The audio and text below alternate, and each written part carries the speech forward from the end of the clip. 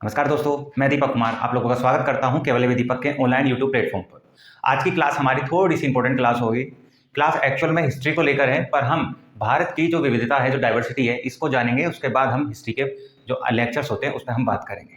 तो आज की हमारी जो क्लास है वो है India, geographical features and there impact on history. यानी इंडिया जो है, इंडिया की जो हिस्ट्री है, उसकी हिस्ट्री पे जो इम्पैक्ट पड़ा है जियोग्राफिकल फीचर्स का, उस पर हम यहाँ बातें करने वाले हैं, समझने वाले हैं कि किस तरीके से हिस्ट्री को हमारी ज्योग्राफी इम्पैक्ट करती है और क्यों हमारे लिए हिस्ट्री के साथ में ज्योग्राफिकल फीचर्स, जहाँ पर चीज़ें बनी, नई नई डायनेस्टीज आई, नए नए साम्राज्य बने, या फिर कहीं आपने देखा होगा पहाड़ हैं बहुत ऊंचे ऊंचे, कहीं आपने देखे होंगे बहुत समतल है एकदम, ठीक है, जिसको हम गैंगेटिक प्लेन, जिसको हम प्लेन बोल देते हैं, गंगा यमुना का मैदान, या फिर सिंधु रिवर का मैदान, या ब्रह्मपुत्र का मैदान। तो ऐसी विविधता के साथ में भारत के अंदर ये क्रोनोलॉजी सेट होती है। जैसे कि बात करें इसके अंदर, सबसे पहले बात करी जाती है, it is generally said that history has two eyes. It is generally said that history has two eyes. Two eyes means one is chronology, यानी जब हम हिस्ट्री को पढ़ते हैं तो क्रोनोलॉजिकल ऑर्डर में पढ़ते हैं कि पहले कौन आया, उसके बाद कौन आया, उसके बाद कौन आया। दैट इज अदर फैक्ट की बात करें तो अदर फैक्ट होता है आपका ज्योग्राफी, यानी ज्योग्राफिकल लोकेशंस। अगर कोई आया तो वो कहाँ बसा और उसका साम्राज्य किस हद तक और कहाँ तक फैला हुआ था। यानी हम कह सकते हैं कि दूसरे शब्दों में कहें तो ऐतिहासिक प्रक्रिया निर्धारित करने में समय और स्थान, कोई भी हिस्टोरिकल जो आपका एक तरीके से सीक्वेंस है उसको एस्टैब्लिश करने में वो समय, वहाँ का टाइम और वहाँ का जो प्लेस होता है, स्थान यानी ज्योग्राफी, वो सबसे ज़्यादा महत्वपूर्ण कारक होते हैं, ठीक है, डिपेंडेंट पॉइंट होते हैं। तो अगर हम कहें किसी देश का भूगोल काफ़ी हद तक उसकी ऐतिहासिक घटनाओं पर निर्धारित है, तो आप इस बात को मानेंगे और मानना पड़ेगा, क्योंकि किसी भी देश का जो इतिहास होता है वो उसकी भौगोलिक संरचना के ऊपर डिपेंड करता है। पूरी दुनिया में लगभग हर देश किसी ना किसी देश का गुलाम रहा, पर नेपाल एक ऐसा देश रहा जो कि हिमालय के फुट हिल्स पर, यानी तराई वाले हिस्से पर है, और ये कभी भी किसी भी देश का गुलाम नहीं रहा। यानी हिमालय के अंदर नेपाल की ज्योग्राफिकल लोकेशन ही ऐसी है कि कोई भी कंट्री इसके ऊपर अपना अधिकार नहीं जमा पाई। और भारत, जहाँ पर डाइवर्सिटी है, जहाँ पर पहाड़ भी है, यहाँ पर प्लेन भी है, तो यहाँ पर भी भारत को मुस्लिम सल्तनत, इसके बाद ब्रिटिशर्स ने अपना गुलाम बनाया, ठीक है। अगर हम बात करें भारत का इतिहास के बारे में, तो इंडियन सब continent is a well defined geographical units, ठीक है। इंडियन, ये क्या है, इंडियन सब कॉन्टिनेंट है, भारतीय उपमहाद्वीप है, और ये अपनी ज्योग्राफिकल लोकेशन के हिसाब से बहुत अच्छे से डिफाइन किया गया है। Indian subcontinent be divided into 3 main major regions, यानी इंडियन सब कॉन्टिनेंट को हम 3 मेन रीजन्स में डिवाइड कर सकते हैं। पहला मेन रीजन हमारा ये है, जिसको हम हिमालयन रीजन के नाम से भी जान सकते हैं, ठीक है। ये क्या हो जाएगा आपका ये हिमालयन रीजन हो जाएगा, ये वाला ऊपर वाला, ये हिमालयन रीजन हो जाएगा। दूसरा, अगर हम हिस्से की बात करें, दूसरे हिस्से को हम डिवाइड करना चाहें तो दूसरे हिस्से क्या हो जाएगा हमारा, गैंगेटिक प्लेन्स। क्या हो जाएगा, गैंगेटिक प्लेन्स, यानी ये वाला जो हिस्सा है, इससे इसका जो ऊपर वाला हिस्सा है, यहाँ से इसका ऊपर वाला हिस्सा, और यहाँ से ये यहाँ से इसका जो नीचे वाला हिस्सा, ये क्या है, गैंगेटिक प्लेन है। तो गैंगेटिक यानी गंगा यमुना का मैदान, इधर सिंधु और उसके सहायक नदियों का मैदान, और इधर आ जाएगा आपका ब्रह्मपुत्र उसके सहायक नदियों का मैदान। और लास्ट आ जाता है आपका पेनिसुला, सदर्न पेनिसुला, ये है आपका पेनिसुला। पेनिसुला को आप इस तरीके से ले सकते हैं, पेनिसुला को हम जो है, इसको हम यहाँ पर एक चित्र बना लेते हैं इसका पेनिसुला का, ठीक है। तो ये आपका पेनिसुला हो जाता है, ठीक है, ये आपका हो जाता है पेनिसुला, है ना, ये यहाँ तक आ जाता है। तो ये है सदर्न पेनिसुला, यानी दक्षिण प्रायद्वीपीय भारत।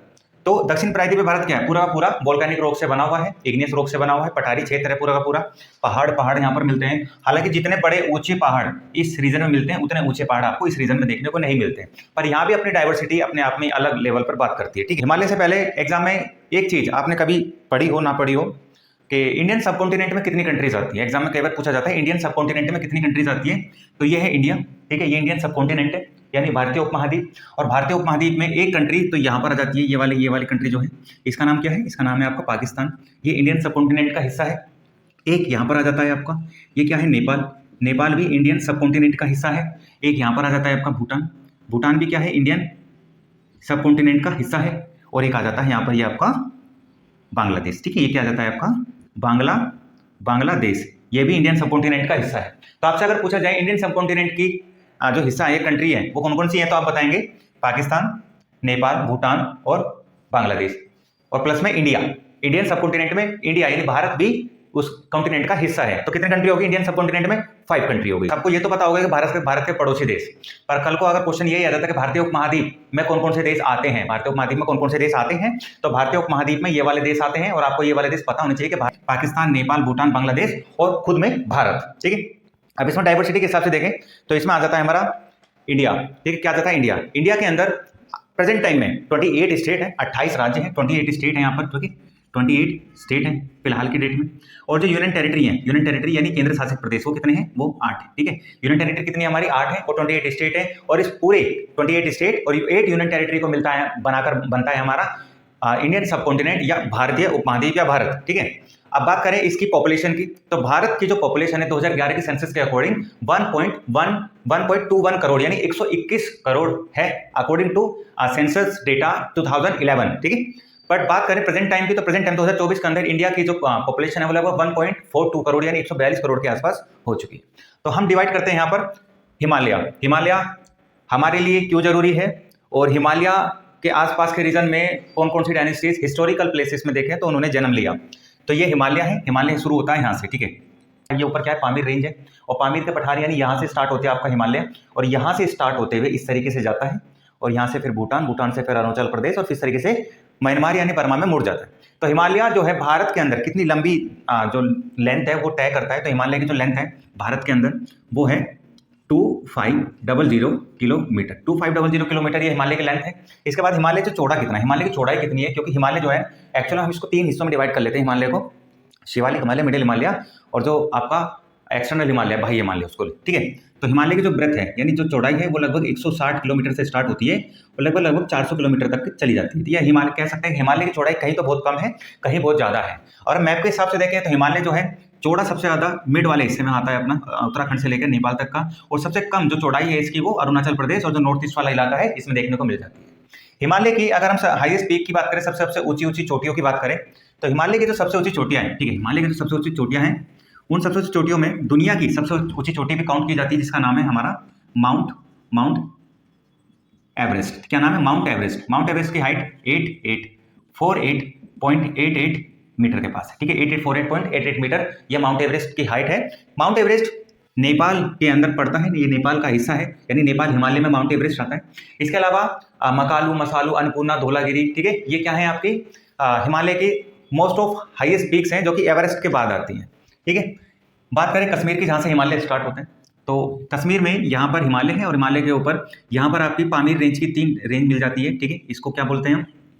काराकोरम, लद्दाख और जास्कर। क्या बोलते हैं? काराकोरम, लद्दाख और जास्कर। और ये काराकोरम रेंज के ऊपर ही most of second highest peak of the world, ठीक है, दुनिया की सबसे ऊंची दूसरे नंबर की चोटी है यहाँ पर, जिसका नाम क्या है? K2। क्या नाम है? K2 यानी Godwin Austin. Godwin Austin second most highest peak of the world, ठीक है, या इन द वर्ल्ड। और फर्स्ट हाईएस्ट पीक कौन सा है? माउंट एवरेस्ट, जिसकी हाइट 8848.88 मीटर के आसपास है।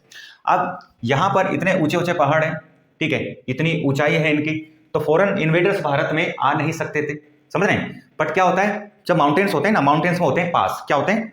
पास। आपका खैबर, ठीक है, खैबर एक आ जाता है, बोलान, खैबर, बोलान, गोमल, क्या आ जाएगा आपका? गुरम। ये वो पास है, ये हिस्टोरिकल पास है जहां से होते हुए फॉरेन इन्वेडर्स को भारत में आने का मौका मिला। ये जो खैबर पास है, इसी खैबर पास के रास्ते होते हुए इंडो आर्यंस भारत के अंदर आए, और उन्होंने भारत के उत्तरी हिस्से में, इस वाले हिस्से में अपना प्रभुत्व जमाया। इंडो आर्यंस बाहर से आए थे।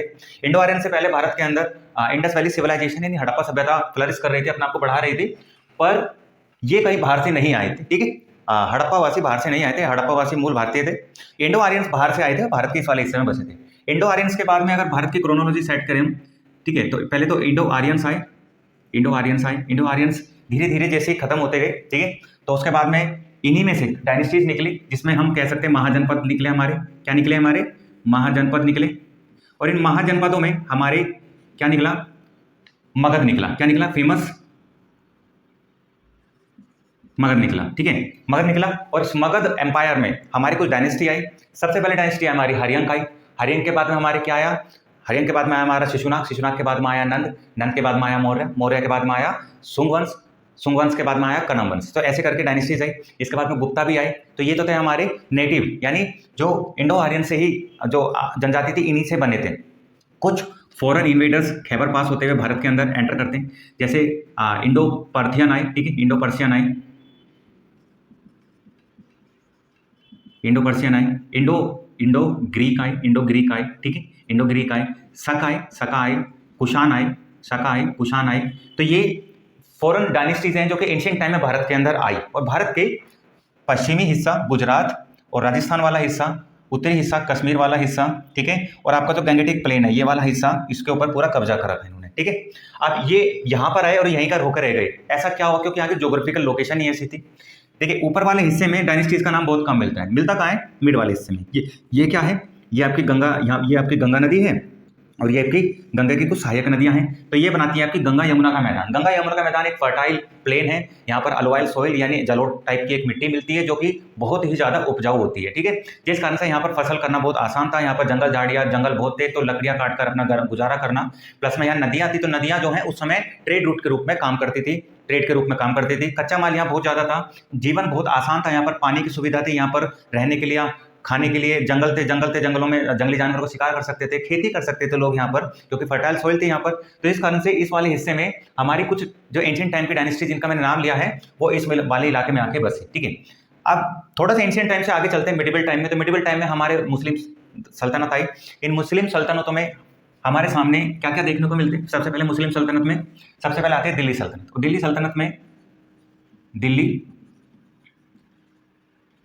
सल्तनत, और दिल्ली सल्तनत में हमारे सामने कुछ वंश आते हैं, ठीक है। सबसे पहले आता है गुलाम, फिर आता है खिलजी, फिर आता है तुगलक, फिर आता है सैयद, फिर आता है लोदी, फिर आता है मुगल, ठीक है। तो ये क्या है, ये तो है दिल्ली सल्तनत। दिल्ली सल्तनत में मुगल जो है दिल्ली सल्तनत का पार्ट नहीं है। मुगल अपने आप में एक एम्पायर है, और दिल्ली सल्तनत में मुगल से पहले गुलाम, खिलजी, तुगलक, सैयद और लोदीज काउंट किए जाते हैं। इसके बाद ये एरिया चूंकि बहुत फेमस हो चुका था, यहाँ पर कच्चा माल आसानी से मिल जाता था, और यहाँ पर शुरुआत से ही लोगों की जो पॉपुलेशन है, डेंसिटी काफ़ी हाई थी, तो यहाँ पर जो ट्रेड करते थे उसमें जो लेबर मिलती थी बड़ी चीप लेबर मिल जाती थी, वो सस्ती। यही कारण था ब्रिटिशर्स आए, उन्होंने कोलकाता में अपना पोर्ट बनाया, सूरत में अपना पोर्ट बनाया, ठीक है। तो सबसे पहले ब्रिटिशर्स भी इधर आके बसना चालू कर, ब्रिटिशर्स ने अपना जो एरिया था यहाँ से बढ़ाना अपना आपको चालू किया। तो हम कह सकते हैं कि ज्योग्राफिकल लोकेशन गैंगेटिक प्लेन वाली काफ़ी इंपॉर्टेंट रही। पंजाब वाले हिस्से में लोग क्यों आके बसे पंजाब वाले हिस्से में, तो यहाँ से आती है आपकी इंडस रिवर, ठीक है। कहाँ से आती है, ये आती है आपका तिब्बत से होते हुए इंडस रिवर पाकिस्तान जाती है, और इंडस की कुछ सहायक नदियां हैं, झेलम, चेनाब, रावी, ब्यास और सतलज। तो झेलम, चेनाब, रावी, ब्यास और सतलज 5 नदियां मिलकर बनाती हैं आपका पंजाब, ठीक है, 5 नदियों का देश। तो पंजाब पूरा एक तरीके से फर्टाइल सॉइल से घिरा हुआ है, जिस कारण से पूरे पंजाब के आसपास के इलाके में बहुत सारे रीजन, बहुत सारे इन्वेडर्स आए, बस गए इधर ही आकर, बहुत सारी जो रियासतें आए वो इधर आके बस गए, लोगों का यहाँ बसाव ज़्यादा बढ़ा, और बराबर में ही आपका समुद्र स्टार्ट हो जाता है, तो ये सूरत पोर्ट यहाँ पर बना। यही कारण था कि इस नॉर्थ और वेस्ट वाले हिस्से में लोग आकर बसे, नॉर्थ और जो साउथ वाला हिस्सा गैंगेटिक प्लेन वाला इसमें आके बसे, और ये वाला जो हिस्सा है ये है ब्रह्मपुत्र का मैदान। पर यहाँ पर जो आपकी फॉरेस्ट एरिया है वो उसकी डेंसिटी काफ़ी हाई है, और हाई डेंसिटी होने के कारण इस वाले इलाके में लोग ज़्यादा बस नहीं पाए, क्योंकि यहाँ का जीवन उतना सरल और आसान नहीं था जितना जीवन सरल और आसान गैंगेटिक प्लेन यानी गंगा यमुना के मैदान में हुआ करता था। अब बात करते हैं, जब हिमालय रीजन हमारा कंप्लीट हो जाता है तो हिमालय रीजन के बाद में आता है हमारा मिड वाला, यानी जो पेनिसुला वाला हिस्सा है। पेनिसुला, और यानी हम कह सकते हैं साउथ इंडिया और नॉर्थ इंडिया को कौन अलग करता है, तो पेनिसुला को अलग करने का काम सबसे पहले करता है विंध्यन रेंज। सबसे पहले आती है आपकी विंध्यन रेंज, ठीक है। विंध्यन रेंज आपका पेनिसुला का हिस्सा है। विंध्या के बाद में आता है आपका सतपुड़ा रेंज। तो 2 रेंज ऐसी हैं जो कि नॉर्थ इंडिया को साउथ इंडिया से अलग करती है। एक है आपकी विंध्यन, एक है आपकी विंध्यन रेंज, एक है आपकी सतपुड़ा रेंज, सतपुड़ा रेंज। और इसी बीच में अगर आपसे पूछे कौन सी ऐसी नदी है जो साउथ इंडिया को नॉर्थ इंडिया से अलग करने का काम करती है, तो एक तो आ जाएगी आपकी नर्मदा, और इसी के साथ में एक आ जाएगी आपकी तापी, एक नर्मदा एक तापी। तो नर्मदा और तापी 2 ऐसी नदियां हैं जो साउथ पेनिसुला की नदियां हैं, और ये नॉर्थ इंडिया को साउथ इंडिया से सेपरेट करने का, डिवाइड करने का काम करती है, ठीक है। अगर हम साउथ इंडिया की बात करें, साउथ इंडिया में ऐसा हमारे पास में क्या चीजें रही कि साउथ इंडिया में इतिहास बहुत अच्छा देखने को मिलता है। तो सबसे पहले मैं क्लियर कर दूं, साउथ इंडिया की 2 फेमस नदियां तो ऊपर से स्टार्ट हो जाते हैं, नर्मदा एंड तापी। इसके बाद में एक आ जाती है गोदावरी, एक आ जाती है कृष्णा, एक आ जाती है कावेरी। तो 3 फेमस नदियां ये हैं, बाकी इनकी छोटी छोटी ट्रिब्यूटरीज हैं। अब साउथ इंडिया में एक तरफ तो है आपका पश्चिमी घाट, एक तरफ है आपका पूर्वी घाट, ठीक है। एक तरफ है आपका पश्चिमी घाट, एक तरफ है आपका पूर्वी घाट। जो पश्चिमी घाट है ये एकदम एक तरह रेंज टाइप है, ठीक है, कहीं से कटा छटा नहीं है, एकदम सीधा चलता है, जिस कारण से यहाँ पर जो डाइवर्सिटी है, ठीक है, चाहे वो प्लांट्स की डाइवर्सिटी कहते हैं, एनिमल्स की डाइवर्सिटी कहते हैं, या फिर जो ह्यूमंस की कहते हैं, तो उस हिसाब से यहाँ बहुत ज़्यादा देखने को मिलती है। प्लस में यहाँ उबड़ खाबड़ है, तो जिस कारण से यहाँ पर फॉरेन इन्वेडर्स साउथ इंडिया के अंदर एंटर नहीं कर पाए, क्योंकि उनके सामने ये 2 बड़े बड़े पहाड़ थे जिनको पार करके वो आ सकते थे, जो कि वो नहीं आ पाए किसी भी कारण से, ठीक है। इसके बाद में ये जो नदियाँ हैं, इन नदियों के आसपास साउथ इंडिया की कुछ छोटी छोटी और फेमस डायनेस्टीज ने जन्म लिया। इनमें कुछ डायनेस्टीज में कुछ युग भी आते हैं। सबसे पहले आता है आपका संगम युग, संगम एरा, संगम काल, जिसमें चोला, चेरा और पांड्या 3 डायनेस्टीज आती हैं। यहाँ पर कौन कौन सी आती है, एक तो चोला आती है, एक चेरा आती है और एक पांड्या आती है। तो 3 डायनेस्टी तो ये आ जाती है जो संगम एरा की डायनेस्टी है। इसके बाद में थोड़ा सा और आगे चलते हैं तो सातवाहन डायनेस्टी को आपको देखने को मिलता है। तो साउथ इंडिया की डायनेस्टी है। सातवाहन डायनेस्टी का वो रूलिंग एरिया था, वो आप कह सकते हैं महाराष्ट्र से लेकर आंध्र प्रदेश तक था। ठीक है, महाराष्ट्र से लेकर आंध्र प्रदेश तक का इलाका सातवाहन डायनेस्टी के कंट्रोल में आता था। ठीक है, इसके बाद में चालुक्य डायनेस्टी आ जाती है। चालुक्य आ जाती है। चालुक्य डायनेस्टी आपका साउथ इंडिया की फेमस डायनेस्टीज रही है। ठीक है, चालुक्य डायनेस्टी। और चालुक्य के बाद आपके पल्लव आ जाते हैं। यहाँ पर पल्लव डायनेस्टी आ जाती है। पल्लव आ जाते हैं, चालुक्य डायनेस्टी आ जाती है, पल्लव डायनेस्टी आ जाती है। ये साउथ इंडिया की काफ़ी फेमस डायनेस्टी रही है। और ये डायनेस्टीज रही कहाँ पर, जहाँ जहाँ पर इलाके प्लेन थे। और ये डायनेस्टीज क्या है, यहाँ पर नेटिव डायनेस्टी हैं कि मेन नेटिव डायनेस्टी है। ये ऊपर से इन्वेडर्स नहीं है, तो ऊपर से नीचे आ पाए हैं। क्लियर है। इसके बाद में साउथ इंडिया में आपने देखा होगा इस वाले हिस्से में, ये आपकी कृष्णा की एक सहायक नदी है तुंगभद्रा। ये कौन सी नदी है, तुंगभद्रा। ये आपकी तुंगभद्रा नदी जो है और कृष्णा नदी जो है, इन दोनों के बीच का जो मैदान है ये बिल्कुल सपाट मैदान है। ठीक है, दोनों नदियों ने बनाया हुआ है। तो इस दोनों नदियों के बीच में एक डायनेस्टी का जन्म हुआ जो कि मिडिवल टाइम में हुआ, जिसको बोलते हैं विजयनगर एम्पायर। क्या नाम था उसका, तुंगभद्रा और कृष्णा नदी के बीच में। ये कृष्णा नदी है, तुंगभद्रा नदी, इन दोनों के बीच में ये जो एम्पायर बना, इस एम्पायर का नाम था विजयनगर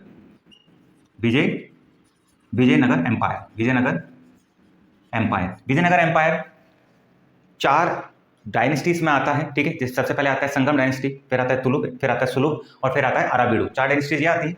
इसके बाद में संगम के साथ साथ ही ये आपका गोदावरी है और ये वाले इलाके क्या है, पहाड़ थे और कुछ प्लेन वाले इलाके थे। तो यहाँ पर कुछ मुस्लिम डायनेस्टीज आई धीरे धीरे, जैसे बहमनी किंगडम हम कह सकते हैं। बहमनी किंगडम ने यहाँ पर जन्म लिया, बहमनी किंगडम इधर है। फिर जैसे जैसे हम मॉडर्न इंडिया की तरफ बढ़ते हैं तो मॉडर्न इंडिया में सबसे पहले ये केरल वाला इलाका है और यहाँ पर मसालों की खेती होती है, क्योंकि साउथ इंडिया में क्या है ना, पूरा का पूरा पेनिसुला जो है ये वोल्केनिक रॉक से बना हुआ है। तो यहाँ पर आपको फर्टाइल सॉइल यानी जो जलोढ़ मिट्टी टाइप जैसी मिट्टी है वो यहाँ बहुत कम देखने को मिलेगी। वो मिलेगी सिर्फ आपको गोदावरी, कृष्णा और कावेरी का जो नदियाँ हैं, नदियों के आसपास वाले इलाके में। और जो दूर दूर इलाके चले जाते हैं वहाँ पर अलग अलग टाइप की मिट्टी मिलती है, जिसमें लेटेराइट सॉइल और रेड सॉइल काफ़ी मात्रा में देखने को मिलती है। महाराष्ट्र वाले इस वाले इलाके में पूरा का पूरा ही पेनिसुला का मेन हिस्सा है, पूरा वोल्केनिक रॉक से बना हुआ है, जिस कारण से यहाँ पर ब्लैक सॉइल यानी काली मिट्टी देखने को मिलती है। यहाँ पर क्या होता है, यहाँ पर रेड सॉइल मिलती है, लेटराइट सॉइल मिलती है, जहाँ पर यहाँ पर स्पाइसीज यानी मसाले उगाए जाते हैं। और जो फॉरेन इन्वेडर्स यानी जो हम बात कर रहे हैं मॉडर्न इंडिया के, तो जब यहाँ पर पहली बार पोर्तुगीज आए तो केरल में आए, मालाबार कोस्ट। तो यहाँ पर आपके कुछ फेमस कोस्ट हैं। केरल में है एक आपका मालाबार कोस्ट। ठीक है, आपसे पूछा जाए तो आप क्या बताएंगे, फेमस कोस्ट मालाबार केरल के अंदर है। फिर ऊपर जाइए जी, ये आपका गोवा और गोवा के अंदर आपका कोंकण, क्या है, कोंकण कोस्ट है। और ये आपके तमिलनाडु, और तमिलनाडु का यहाँ पर एक कोस्ट है, इसका नाम है कोरोमंडल। तो कोरोमंडल कोस्ट 3 फेमस कोस्ट हैं। कोरोमंडल कोस्ट साउथ इंडिया के वेस्टर्न ईस्टर्न साइड पड़ता है। मालाबार और कोंकण साउथ इंडिया के वेस्टर्न साइड पड़ता है। मालाबार केरल में है, कोंकण आपका गोवा के अंदर है, और आपका जो कोरोमंडल है आपका जो तमिलनाडु रीजन है इसमें देखने को मिलता है। अब यहाँ पर भी पहाड़ हैं। अगर हम साउथ इंडिया की सबसे हाईएस्ट मोस्ट पीक की बात करें तो हाईएस्ट मोस्ट पीक ये इस वाले इलाके में देखने को मिलती है। और इसमें हाईएस्ट मोस्ट पीक का नाम क्या है आपका, अनायमुदी। ठीक है, हाईएस्ट मोस्ट पीक का नाम क्या आपसे पूछा जाए तो आप बताएंगे अनायमुदी हाईएस्ट मोस्ट पीक है। और अनामलाई एक पहाड़ी है, अनामलाई पहाड़ी के ऊपर अनायमुदी सबसे ऊंची चोटी में काउंट की जाती है यहाँ पर। ठीक है, यहाँ पर काउंट की जाती है अनायमुदी चोटी। अब यहाँ पे डाइवर्सिटी होने के कारण, पहाड़ होने के कारण, बहुत ज़्यादा जंगल होने के कारण यहाँ पर फॉरेन इन्वेडर्स नहीं आ सके। तो एग्जाम में कई बार आपसे पूछ लिया जाता है कि साउथ इंडिया में या भारत के किस हिस्से में फॉरेन इन्वेडर्स कभी भी नहीं आ पाए। तो आप बताएंगे कि जो साउथ इंडिया वाला हिस्सा इसमें भी कभी फॉरेन इन्वेडर्स नहीं आ पाए। ठीक है, अगर हम बात करें इंडो गैंगेटिक प्लेन, जिसमें मैं ऑलरेडी बात कर चुका हूँ, तो हमने ऊपर से नीचे तक सभी पेनिसुला वाला हिस्सा सब कवर कर लिया है। इसमें साउथ इंडिया में अब ऐसा तो मैंने आपको बताया कि यहाँ से लेके यहाँ तक क्या है, पूरा का पूरा एक रेंज है। ठीक है, एक पहाड़ की रेंज है जिसको हम वेस्टर्न घाट बोलते हैं। पर फिर भी कुछ लोग आए, फॉरेन इन्वेडर्स, पोर्तुगीज आए, फ्रांस आए, डच आए, डेनिश आए, ब्रिटिश आए। एक्चुअल में इधर से क्यों आ पाए वो, तो यहाँ पर ना जिस तरीके से हिमालय पे आपको पास मिलते हैं दर्रे, उसी तरीके से यहाँ पर भी आपको 3 पास मिलते हैं देखने को। ठीक है, उसी तरीके से यहाँ पर भी क्या मिलते हैं आपको, अगर आप देखेंगे तो यहाँ पर भी आपको 3 पास मिलते हैं। पहला जो पास है यहाँ पर, ये पास यहाँ मिलेगा, एक पास आपको यहाँ मिलेगा और एक पास नीचे आपको केरल के अंदर मिलेगा। तो केरल के अंदर जो पास मिलता है उसको बोलते हैं हम पाल घाट। ठीक है, केरल के अंदर जो पास मिलता है उसको बोलते हैं पाल घाट। फिर आपका आ जाता है यहाँ पे थाल घाट। ठीक है, कहाँ जाता है आपका, यहाँ पे आपका थाल घाट आ जाएगा, ये वाला हिस्सा, ये आपका थाली की तरफ फैला हुआ थाल घाट। ठीक है, ये थाल घाट आ जाता है। और फिर ऊपर आ जाता है आपका भोर घाट, ऊपर आ जाएगा आपका भोर घाट, थाल घाट, पाल घाट। ये जो घाट है ये है दर्रे पास हैं। ये वेस्टर्न घाट जो है, वेस्टर्न घाट से दर्रे बने हुए हैं जहाँ से लोग जो हैं साउथ पेनिसुला के अंदर एंटर कर पाए। अगर वेस्टर्न साइड से एंटर करना हो तो, ईस्टर्न साइड से एंटर करना हो तो ईस्टर्न साइड का जो आपका घाट है, ईस्टर्न घाट जो है वो इस तरीके से टुकड़ों में बटा हुआ है ऐसे। तो इसके जो रास्ते हैं ये नदियों ने काटे हुए हैं, जिस कारण से अंदर आना आसान था।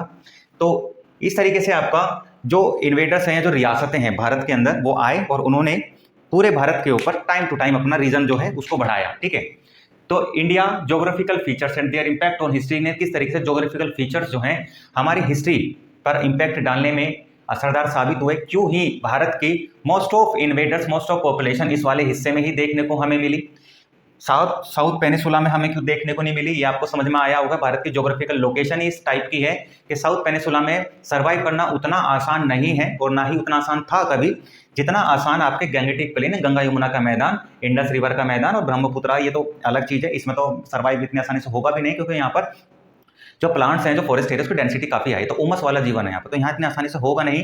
इस वाले हिस्से में फर्टाइल सोइल थी, तो इस कारण से लोगों का जमावड़ा जो है इस वाले हिस्से में ज्यादा हुआ। सबसे ज्यादा पॉपुलेशन भी इस वाले इलाके में देखने को मिलती है। इसमें जैसे यूपी हो गया, बिहार हो गया, वेस्ट बंगाल हो गया, झारखंड हो गया, आपका छत्तीसगढ़ हो गया, मध्य प्रदेश हो गया, राजस्थान हो गया, गुजरात हो गया। ठीक है, ये वाला जो राज्य है मैंने आपको बताया ऊपर, हरियाणा हो गया, सारे राज्य इंडो गैंगेटिक और इंडस रिवर का प्लेन में काउंट किए जाते हैं। तो ये क्लास जो थी ये आपकी एक इंट्रोडक्शन क्लास थी, जो कि हमारी हिस्ट्री पर ज्योग्राफिकल जो फीचर्स है उसके इंपैक्ट को बताने के लिए थी। क्लास आपको कैसी लगी आप मुझे कमेंट बॉक्स में बता सकते हैं। वीडियो अगर अच्छी लगी तो वीडियो को लाइक कर दें, वीडियो को शेयर कर दें और चैनल सब्सक्राइब नहीं कराए तो आपने चैनल को सब्सक्राइब कर दें।